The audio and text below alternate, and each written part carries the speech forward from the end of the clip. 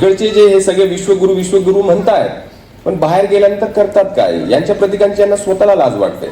त्यांची प्रतीकं तिथं नाचवत नाही, तेव्हा त्यांना बुद्धांचीच आठवण येते. आपल्या समाजाला आतून पोखरतो, कारण आपल्याला कष्ट न करता वरती राहता येतं म्हणून. जगात जे ज्ञान आहे ना, आपण ते घेतलं पाहिजे, विधायक घेतलं पाहिजे.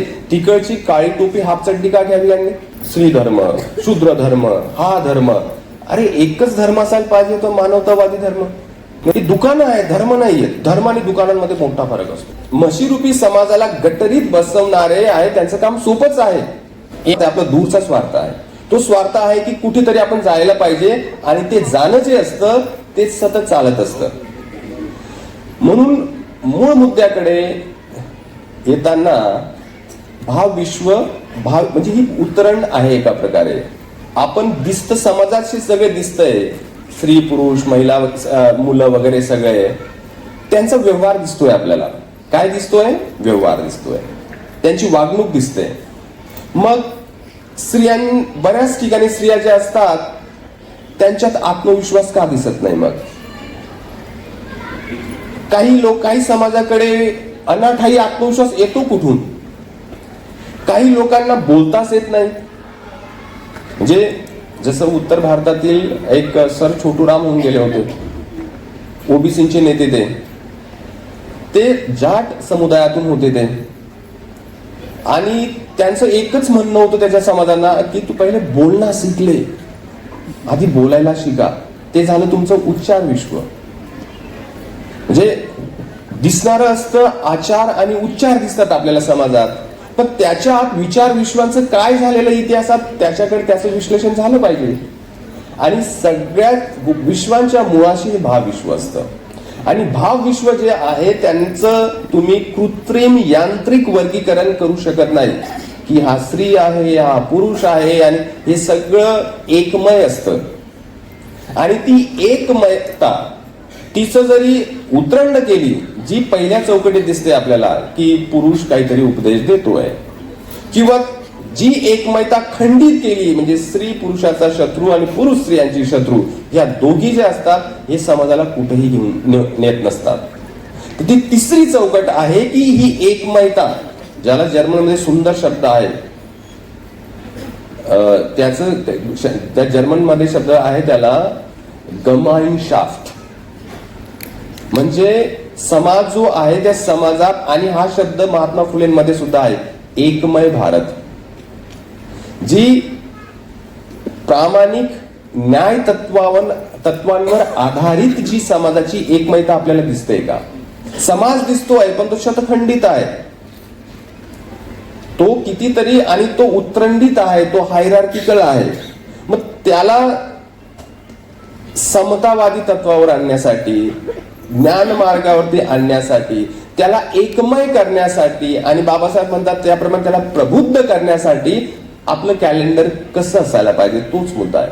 शेवटी आपण आपला वेळ कसा स्पेंड करतो, कसा खर्च करतो. आणि ह्या 2-3 गोष्टींवर जरी आपण लक्ष केंद्रित केलं, माझं गेलं 25 वर्षाचं जे आयुष्य आहे ते माझ्या कॅलेंडरमुळे आहे.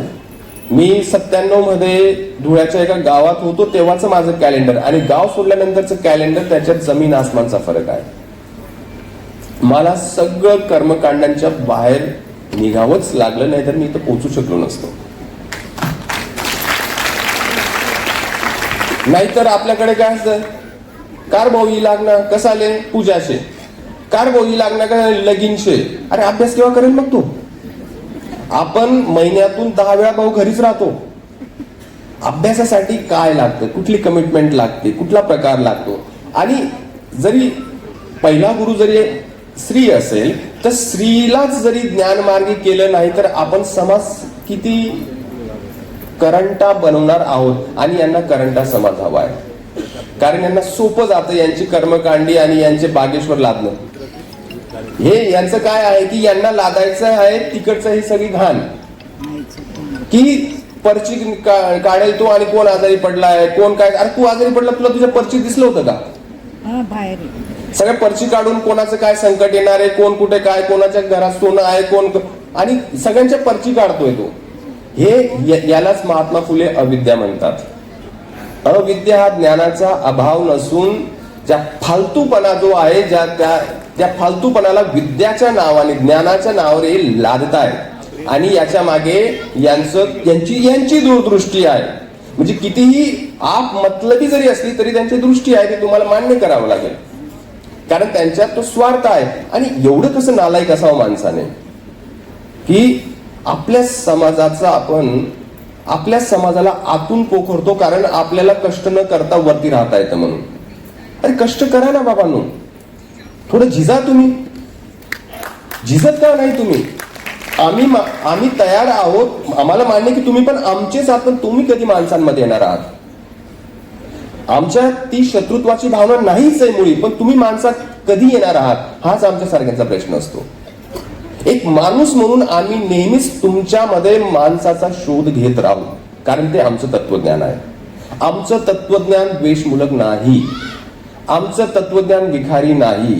आमचं तत्वज्ञान किती जरी नालायकपणा केला तरी आम्ही तुमच्यात माणूस शोधत राहू. आम्ही वाट पाहू की तुम्ही कधी माणसांमध्ये येणार आहात, कधी हे धंदे बंद करणार आहात, कधी तुम्ही परत आमच्या समाजाला खच्चीकरण करण्याचे ते सगळे तुमचे जे दिवस रात्र अहर्निशम तुमचे प्रयत्न तुम्ही कधी थांबवणार आहात? दुसरं काय अपेक्षा आहे आपली सांगा. मी तरी थोडा कठोर शब्दांचा वापर करतो, आहात आता किती सौम्य भाषेचा वापर करतात, तरी ह्या लोकांना कळू नये जग कुठे चाललेलं आहे. आपल्या शेजारचा चीन कुठे चाललेला आहे, युरोप, हे ज्यांची सगळ्यांची पोरं बोस्टन वगैरे मध्ये शिकताय, आणि हे इथं काय म्हणतं की मेकॉलेने आपलं नुकसान केलंय म्हणे. आपल्या गोरगरीब मित्रांना मेकॉले कोण माहिती, पण काहीतरी इंग्रजाचं नाव घेतलंय. अरे बाबा, तो जो आहे ना इथं दिवस रात्र नथुराम करतोय, त्याची पोरगी पायलट झालेली आहे रे.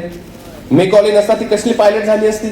नाहीतर तिने असं इकडे जे आपले बनारसच्या एखाद्या मठात जाऊन ती शिक्षा घेऊन भारतीय विद्या घेऊन जा म्हणा, हो म्हणा पायलट. आणि तो गोरगरिबांच्या पोरांना म्हणतोय मेकॉले वगैरे वाईट होता. आणि त्या कोण शंकर प्रसाद आहे का, त्याची मुलगी कुठेतरी बोस्टन मध्ये शिकते, तो फोटो टाकतोय आणि इकडच्या गोरगरिबांच्या पोरांना सांगतात की मेकॉले वाईट आहे. ते धंदे का करतात? जगात जे ज्ञान आहे ना आपण ते घेतलं पाहिजे, विधायक घेतलं पाहिजे. तिकडची काळी टोपी हाफ चड्डी का घ्यावी लागली? आहे की नाही? मला सांगा, कुठल्या गरुड पुराणात हाफ चड्डी दिसली होती तुम्हाला? नाही ना. भारतीय विद्यात तर कुठेही उल्लेख आलेला नाही की काळी टोपी आणि हाफ चड्डी होती, नव्हती. मग ही भारतीय विद्याच्या नावाने तुम्ही थैथयाट लावलेला आहे पूर्ण भारतभर. मग ही कुठली विद्या? तुमचं एक गोष्टी जरी पाहिल्यात सगळ्याच्या सगळ्या तिथून उचलल्या आहेत तुम्ही, तुमचं काही नाहीये. मग आम्ही जेव्हा विधायक वैश्विक मानवतावादी विचार तिकडून घेतो, नाही हे पाश्चात्यांचं आहे. आता तुम्ही पाश्चात्यांची विकृती घेतली, ते नाही का पाश्चात्यांचं?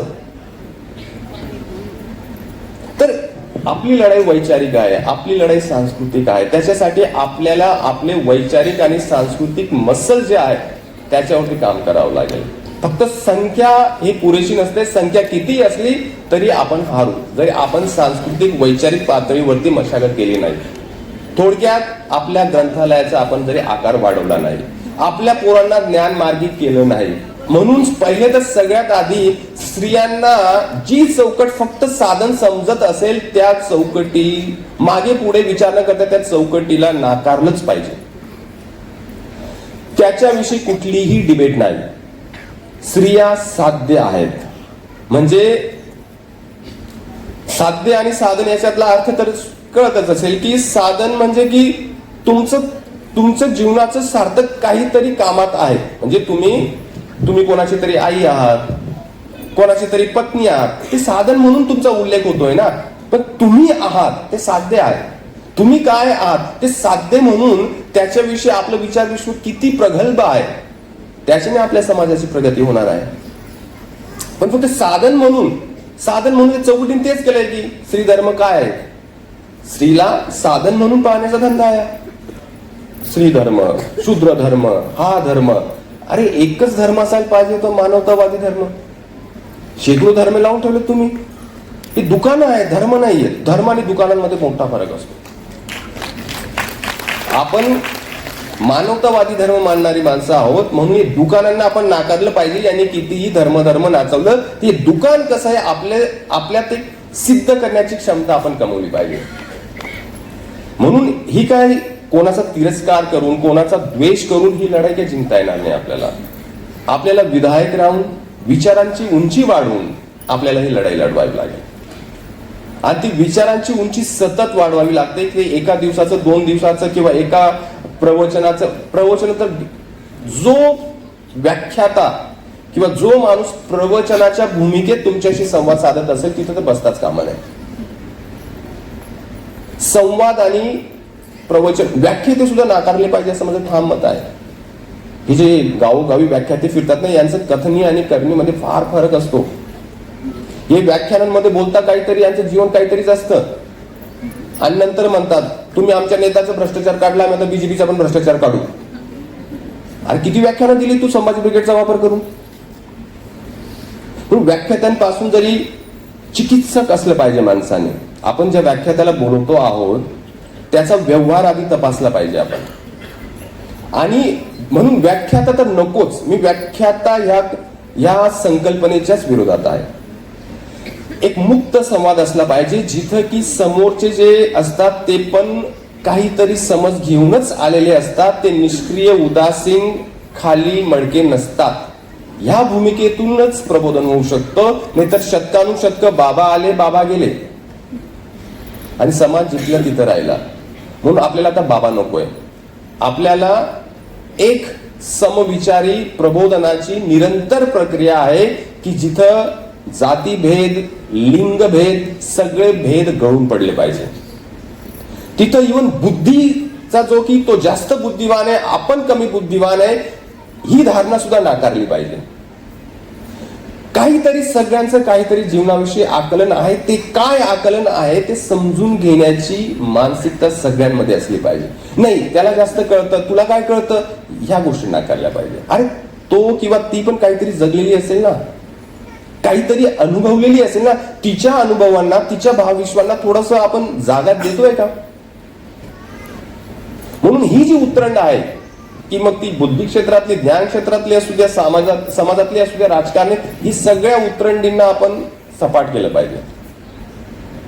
आणि तेव्हाच मग आपल्याला खरं आकलन होईल आणि तेव्हाच संवादी गोष्टी घडतील. नाहीतर मग एक तर ती व्हर्टिकल फ्रेमवर्क की man has to lecture women, or that antagonistic framework ki what the hell he's talking about women. Actually these both frameworks are equally damaging. The framework which is required is that going beyond this category की आपण तुमच्याकडून मला, आणि मी तेच जेव्हा इथं येण्याआधी माझी तीच भूमिका होती की आपण कोणाशी बोलायला जातोय, कोणाशी संवाद साधायला जातोय. ते काय असं काहीतरी सत्संगसाठी येणार नाही, ते पदाधिकारी आहेत. ते संपूर्ण महाराष्ट्रातून स्वखर्चाने, कष्टाने काहीतरी एक उद्दिष्ट ठेवून आलेले आहेत ते. आणि त्या उद्दिष्टांची पूर्तीसाठी मी काहीतरी विचार मांडू शकतो का, तेवढाच माझा मर्यादित हेतू आहे. ते वेगवेगळ्या भागातून येत आहेत, वेगवेगळ्या पार्श्वभूमीत, आर्थिक पार्श्वभूमी वेगळी आहे आणि त्यांच्या समस्या वेगळ्या आहेत. तर इथून काहीतरी त्यांना माझ्या विचारांमधून काहीतरी मिळेल. आणि एक दुसरी गोष्ट महत्वाची आहे की माझ्या पहिल्या पुस्तकाच्या 17 आवृत्त्या निघालेल्या आहेत.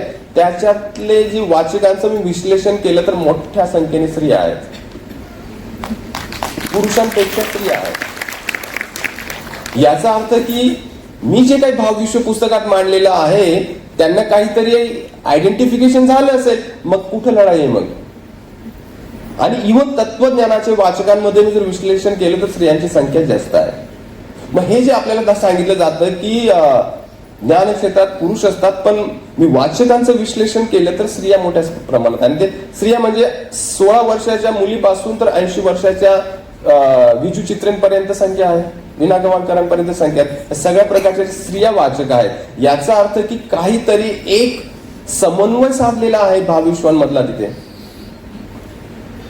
तर आपल्याला काहीतरी समन्वयाची जागा निर्माण केल्याशिवाय लढाई लढताच येणार नाही. आणि आपलं समन्वयाची तर ती जी वर्चस्ववादी, वर्णवर्चस्ववादी छावणी तिथपर्यंत आपली इच्छा आहे की बाबा तुम्ही सुद्धा माणसांमध्ये या, आम्ही वाट पाहतो, 3000 वर्ष वाट पाहिली, अजून 3000 वर्ष वाट पाहू, पण तुम्ही माणसांमध्ये या, काय लागत असेल ते सांगा, पण माणसांमध्ये या, आता बंद करा, हे आम्हाला दिसत तुम्ही खोटं बोलताय.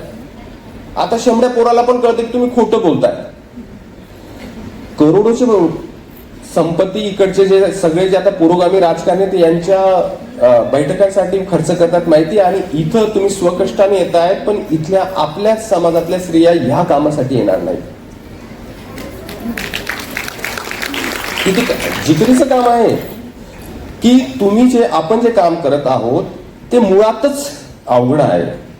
मग तुम्हाला आपल्याला अवघड वाटत असेल तर त्याला कारण आहेत, त्याला तात्विक कारण आहेत. तर ग्रीक तत्वज्ञानातला जो मोठा एक विचारवंत आहे प्लेटो काय म्हणतो की समाज असतो, समाज म्हणजे प्रबुद्ध समाज एक क्षितिज आहे, पण जो असतो तो जरी आपल्याकडचं जे रूपक वापरायचं म्हशीसारखा असतो. कशासारखा असतो? म्हशीसारखा असतो. तो तत्वज्ञ म्हणतो काही रूपक वापरू शकतो, आपण वापरू शकणार नाही. आणि म्हशीला हे कळत नाही म्हैस गटरमध्ये बसलेली आहे की स्वच्छ पाण्यात बसलेली, फक्त तिला गारवा वाटतो आहे ना. तिला काय की गारवाशी घेणं देणं असतं, मला हे चांगलं वाटतंय. मग त्या म्हशीकडे पाहणारे दोन प्रकारचे लोक असतात. एक महात्मा फुले, डॉक्टर बाबासाहेब आंबेडकर सारखे बाबा त्या म्हशीला ते सांगते तू गारवा जरी वाटत असेल पण आजारी पण पडू शकशील कारण ती गटर आहे, म्हणून स्वच्छ पाण्याकडे जा. पण म्हशीच्या पोटी तो एक अंगभूत आळस आणि स्मृतिभ्रंश नावाचा प्रकार असतो. म्हशीला माहित नसतं काय होणार आहे पुढे. पण दुसरा असतो तो गारुडी सारखा असतो, तो म्हणजे की आपल्याला काय घेणार, म्हशी गटरात का असे ना किंवा छान बसलेला आहे तो, तर आता छान बसलेली आहे त्यांच्यासाठी म्हशीला तिथंच बसून ठेवणे फार सोपं आहे. म्हणून समाज म्हशीरूपी समाजाला गटरीत बसवणारे आहे, त्यांचं काम सोपंच आहे. आपण त्या म्हशीला सांगतो तू गारवा 2 मिनिटांसाठी कमी होईल पण तू स्वच्छ पाण्याकडे जा, काम अवघड आहे. म्हणून आपण स्वतःहून अवघड काम निवडलेलं आहे. म्हणून अवघड वाटत असेल तर ते काही असं काही त्याच्या मागे कारण आहेत. कारण समाज तसाच चालतो. समाज जो आहे तो एक गुहा जीवन म्हटलं जातं तिला. म्हणून जर आपल्याला अधून मधून असं ते येतं की काय ते किती सोपं आहे त्यांच्यासाठी, फटाफट गर्दी जमते, अरे सोपं आहे ना. ज्या गोष्टी आहेत त्यालाच तुम्ही गोंजारत चाला तर लोकांना काय वाईट वाटणार आहे. पण ज्या अनिष्ट गोष्टींना आपण गोंजारत आहोत त्या गोष्टी नुकसानदायक आहेत, त्या जाणीवपूर्वक सांगणार नाहीत त्यांना. जाऊ द्या त्यांना, मरू द्या त्यांना, आपल्याला काय आहे. पण ते मतदान तर आपल्यालाच करतील ना. आपण मतांची फिकीर न करता आपण म्हणतो की ते जे तू करतोय ना श्रद्धेपोटी धर्मापोटी ते आपल्या मूलबाळांसाठी आपल्या समाजासाठी घातक आहे. धर्म तो नव्हे तर तुम्हाला मत कमीच पडणार आहे. म्हणून सामाजिक कार्य सांस्कृतिक कार्य जे आहे ते लांब पल्ल्याचं असतं. राजकारण हे शॉर्ट साइटेड असतं ते. म्हणून आपण निवड करताना जर राजकारणी व्हायचं असेल मग तुम्हाला गिअर बदलावा लागेल. हे जे इथं मी बोलतो आहे तसं बोलता येणार नाही तुम्हाला, ते टाळावंच लागेल. थोडं तुम्हाला गारुडी व्हावं लागेल, बहुरूपिया नका हो. म्हणजे आता काय आहे की ते वाटवच केलेलं बहुरूपिया लोकांनी, पण थोडं गारुडी व्हावंच लागतं राजकारणात. पण प्रबोधनाच्या कामात ती गरज नाही, कारण ध्येय जे असतं उद्दिष्ट असतं ते लांब पल्ल्याचं असतं. महात्मा फुले हे राजकारणी नव्हते, छत्रपती शाहू महाराज हे राजकारणी नव्हते, हे दूरदृष्टीचे स्टेट्समन होते. त्यांना समाजाचा उत्कर्ष हवा होता त्यांना. हा जो गडी फिरतोय कधी त्याला सगळ्या राज्यांमध्ये आईबाप दिसत आहेत, हा गारुडी नाही, हा बहुरूपी आहे. आणि याची मातृसंस्था तर बहुरूपिया निर्माण करण्याची फॅक्टरीच आहे. तेवढं बोललं तर चालेल ना. नाहीतर काल गडी येऊन गेला आणि मला आज लक्षात आलं की मी पण येणार आहे. म्हटलं आता काय टाकून पाणी पिऊन वगैरे मी काय करू का. पण ठीक आहे, एक तो व्यावहारिक दृष्टिकोनातून काही गोष्टी कराव्या लागतात. पण म्हटलं करताना मला तरी ते वेगळंच ठेवा म्हटलं, अशी विनंती केलीच होती. काही शेवटी मला जेएनयूला जावं लागतं. तर मी जास्त तुमचा वेळ घेणार नाही. तुमचे काही प्रश्न असतील किंवा काही संवाद साधायचा असेल तर मग ती मन की बात थांबून आपण सगळ्यांची बात करूया.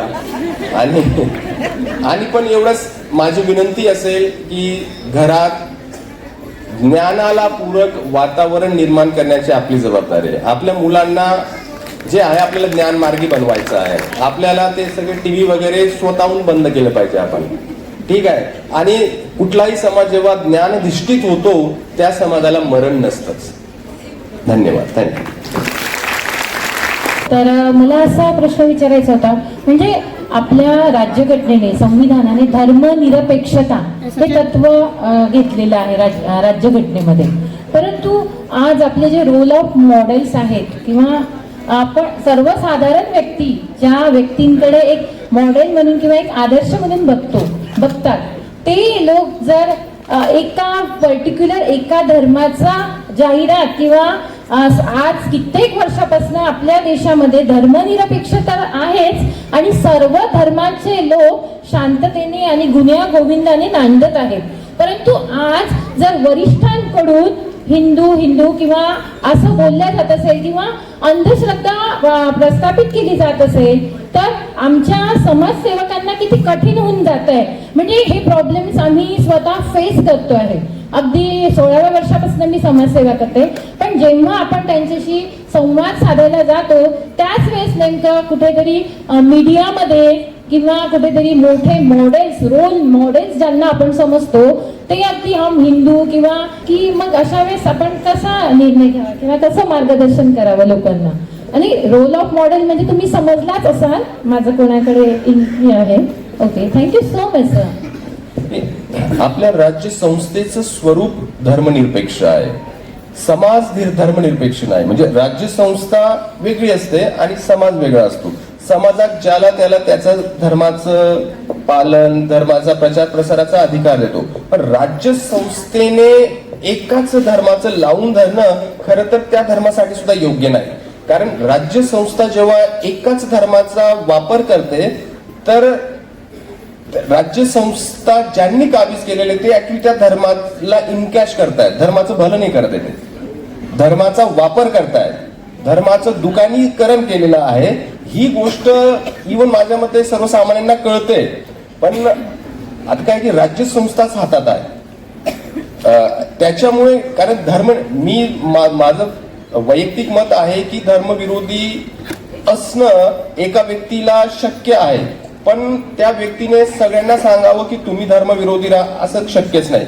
धर्म ही फार वैयक्तिक आणि खासगी बाब आहे आणि ती वैयक्तिक आणि खासगी बाबच असली पाहिजे.